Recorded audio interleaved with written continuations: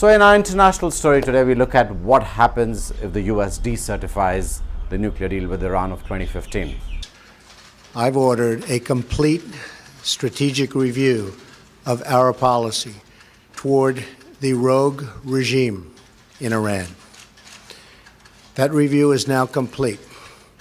Today, I am announcing our strategy, along with several major steps we are taking to confront the Iranian regime's hostile actions and to ensure that Iran never, and I mean never, acquires a nuclear weapon.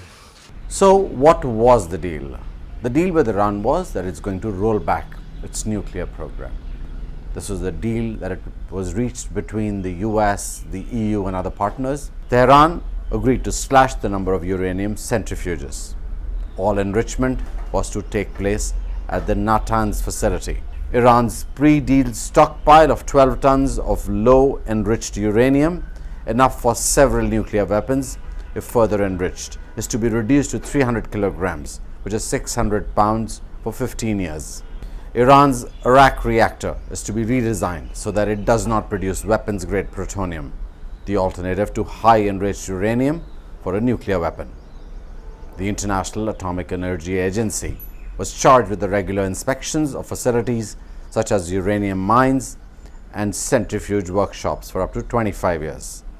This is not a treaty or an agreement that the United States and Iran stipulated among themselves.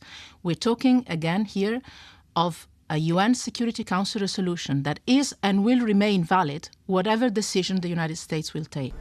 The agency said in September that Tehran is sticking to the terms of the deal.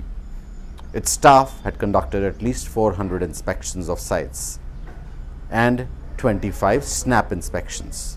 The International Atomic Energy Agency has been monitoring the implementation of the deal, including with inspections, and it has certified Iran's compliance 8 times. So what is the accusation on Iran? There are two major accusations. One, it went ahead and did some ballistic missile tests, which were not binding agreements, but it was supposed to not do those tests because this would make it capable of launching nuclear weapons on these ballistic missiles. The other part of this is that they gave Houthi rebels arms in Yemen, and that is a big no-no because Saudi is involved in Yemen and so is the United States backing Saudi in Yemen.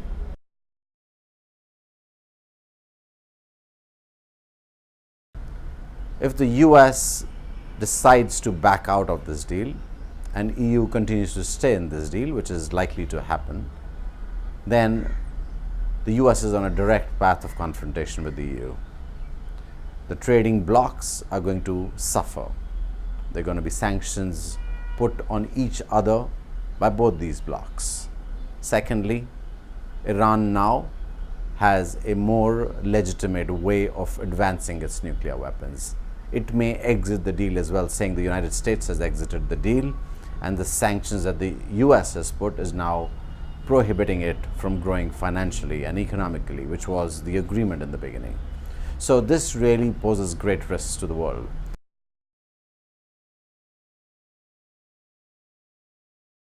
The people of Iran have been having daily protests in the last few months, and the trust on the regime is fairly low. This is going to further impact them. Potential escalatory scenarios where the Iranians may decide to walk away from the deal themselves, escalate their nuclear program. That obviously has got far-reaching consequences for U.S. security, for the security of our allies, and could lead potentially to U.S. or Israeli military strikes. So, the economic sanctions by the US is going to impact the way of life. Iran is not particularly known for its religious, social or political freedoms. For example, it's been persecuting the Baha'is for many years. So the Iranian regime is certainly going to come under pressure. Now, why don't people trust the United States? We've heard this story from the US in 2003 when it invaded Iraq. It talked about WMDs, and then it talked about WMDs being used by Saddam Hussein. The WMDs weren't found. A kangaroo court executed Saddam Hussein. And so when the US talks about weapons of mass destruction, it's not particularly looked upon with great trust.